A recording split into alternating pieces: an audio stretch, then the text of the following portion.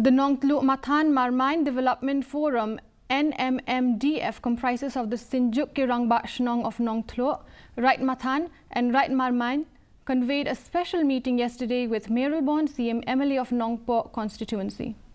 Arnold Sinkley, chairman of the forum, highlighted that the meeting aimed to monitor key development initiatives earmarked for Umden, which include the progress updates on the Nongpoh Umden Sonapur Road, the construction of the CNRD block of Umden, the installation of 33 kV electricity infrastructure in the Umden area, and plans to upgrade the Umshaken sub-center to a PHC.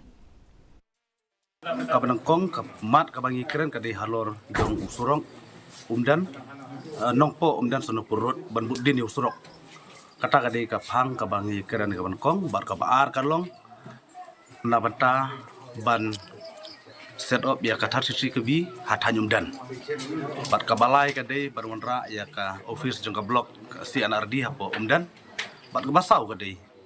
nabanta ban kentiu kerdan ya ka Umshaken subcenter Shaka PHC. A group of